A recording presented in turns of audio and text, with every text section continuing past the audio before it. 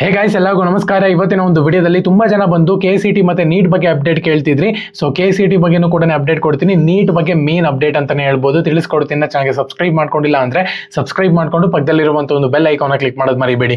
ಬನ್ನಿ ವಿಡಿಯೋನ ಸ್ಟಾರ್ಟ್ ಮಾಡೋಣ ಅಂತೆ. ಸೊ ಮೊದಲನೇದಾಗಿ ನೀಟ್ ಬಗ್ಗೆ ಅಪ್ಡೇಟ್ ಕೊಡೋದಾದ್ರೆ ಆಪ್ಷನ್ ಎಂಟ್ರಿ ಯಾವಾಗ ಸ್ಟಾರ್ಟ್ ಆಗುತ್ತೆ ಅಂತ ಹೇಳ್ಬಿಟ್ಟು ತುಂಬಾ ಜನ ಕೇಳ್ತಿದ್ದೀರಾ. ಸೊ ಆಪ್ಷನ್ ಎಂಟ್ರಿ ಸ್ಟಾರ್ಟ್ ಆಗಬೇಕು ಅಂದ್ರೆ ಡಾಕ್ಯುಮೆಂಟ್ ವೆರಿಫಿಕೇಶನ್ ಮುಗಿಬೇಕು. ನಿಮಗೂ ಕೂಡ ಗೊತ್ತಿದೆ ಈ ಒಂದು ಡಾಕ್ಯುಮೆಂಟ್ ವೆರಿಫಿಕೇಶನ್ ಪ್ರೋಸೆಸ್ ಅನ್ನುವಂಥದ್ದು ಇನ್ನೊಂದು ಸ್ವಲ್ಪ ದಿನದಲ್ಲಿ ಸ್ಟಾರ್ಟ್ ಮಾಡ್ತಾರೆ ಅಂತಾನೆ ಹೇಳ್ಬೋದು. ಇನ್ನೊಂದು ವಾರದಲ್ಲಿ ನಿಮಗೆ ಡಾಕ್ಯುಮೆಂಟ್ ವೆರಿಫಿಕೇಶನ್ ಪ್ರೋಸೆಸ್ ಸ್ಟಾರ್ಟ್ ಆಗಿಬಿಡುತ್ತೆ. ಸೊ ವೆರಿಫಿಕೇಶನ್ ಪ್ರೋಸೆಸ್ ಸ್ಟಾರ್ಟ್ ಆದ್ಮೇಲೆ ನಿಮಗೆ ಆಪ್ಷನ್ ಎಂಟ್ರಿ ಅನ್ನುವಂಥದ್ದು ಶುರುವಾಗುತ್ತೆ ಅಂತಾನೆ ಹೇಳ್ಬೋದು. ಮೇನ್ ಅದೇ ಇರುವಂಥದ್ದು. ಸೊ ಆಪ್ಷನ್ ಎಂಟ್ರಿ ಶುರು ಆಯ್ತು ಅಂತ ಹೇಳೋದಾದ್ರೆ KCET ಮತ್ತೆ ನೀಟ್ನ ಒಂದು ಕಂಬೈನ್ ಕೌನ್ಸಲಿಂಗ್ ಸ್ಟಾರ್ಟ್ ಆಯ್ತು ಅಂತಾನೆ ಅರ್ಥ. ಸೊ ಇವಾಗ ಕಟ್ ಆಫ್ ಅನ್ನುವಂಥದ್ದು ವೇರಿಯೇಷನ್ ಆಗುತ್ತಾ?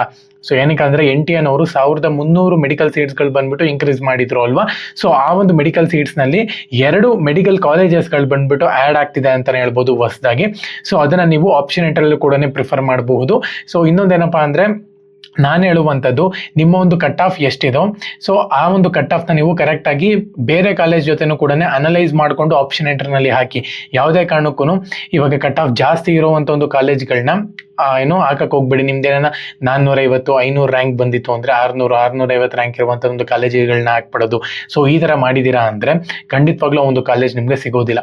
ಸೊ ಹಂಗಾಗಿನೇ ಆಪ್ಷನ್ ಎಂಟ್ರಿನಲ್ಲಿ ಕರೆಕ್ಟ್ ಆಗಿರುವಂಥ ಒಂದು ಕಾಲೇಜಸ್ನ ಆ್ಯಡ್ ಮಾಡಿ ಪ್ರಿಫರೆನ್ಸ್ ಕರೆಕ್ಟ್ ಆಗಿರೋದು ಕೊಡಬೇಕಾಗುತ್ತೆ. ಓಕೆನಾ. ಸೊ ಕಟ್ ಆಫ್ ಅನ್ನುವಂಥದ್ದು ಖಂಡಿತವಾಗ್ಲೂ ಕೂಡ ವೇರಿಯೇಷನ್ ಆಗುತ್ತೆ. ಏನಕ್ಕೆ ಅಂದರೆ ತುಂಬ ಜನ ಅನ್ಕೊಂಡ್ರೆ ಮೆಡಿಕಲ್ ಕಾಲೇಜಸ್ನ ಸೀಟ್ಸ್ಗಳು ಇನ್ಕ್ರೀಸ್ ಆಗಿರೋದ್ರಿಂದ ಏನೋ ಡಿಮ್ಯಾಂಡ್ ಕಮ್ಮಿ ಆಗಿಬಿಡುತ್ತೆ ಅಂತ. ಯಾವುದೇ ಕಾರಣಕ್ಕೂ ಕೂಡ ಡಿಮ್ಯಾಂಡ್ ಇನ್ನೂ ಜಾಸ್ತಿ ಆಗುತ್ತೆ, ಕಟ್ ಆಫ್ ಕೂಡ ವೇರಿಯೇಷನ್ ಆಗುತ್ತೆ. ಬಟ್ ಜಾಸ್ತಿ ಜನಕ್ಕೆ ಅವಕಾಶ ಸಿಗುತ್ತೆ ಅಷ್ಟೇ ಅಡ್ಮಿಷನ್ ಆಗೋಕ್ಕೆ ಕಾಲೇಜ್ಗಳಿಗೆ. ಸೊ ಹಂಗಾಗಿನೇ 1300 ಜನ ಹೊಸದಾಗಿ ಅಡ್ಮಿಷನ್ ಆಗೋಕ್ಕೆ ನಿಮಗೆ ಸೀಟ್ಸ್ಗಳು ಇನ್ಕ್ರೀಸ್ ಆಗಿರೋದ್ರಿಂದ ಅಡ್ಮಿಷನ್ ಆಗೋಕ್ಕೆ ಚಾನ್ಸ್ ಸಿಗುತ್ತೆ. ಬಿಟ್ಟರೆ ಕಟ್ ಆಫ್ ಅಲ್ಲಿ ಖಂಡಿತವಾಗ್ಲೂ ಕೂಡ ವೇರಿಯೇಷನ್ ಆಗುತ್ತೆ. ಅದ್ರ ಬಗ್ಗೆ ನಾನು ಮುಂಚೆನೂ ಕೂಡ ವಿಡಿಯೋ ಮಾಡಿದ್ದೀನಿ, ಆ ಒಂದು ವಿಡಿಯೋನ ಚೆಕ್ ಮಾಡ್ಕೊಳ್ಳಿ. ನಾನು ನಿಮ್ಗೆ ಹೇಳಿದ್ದೀನಿ ಆಪ್ಷನ್ ಎಂಟ್ರಿ ನೆಕ್ಸ್ಟು ಫಸ್ಟ್ ವೀಕಲ್ಲಿ ಸ್ಟಾರ್ಟ್ ಮಾಡಬಹುದು.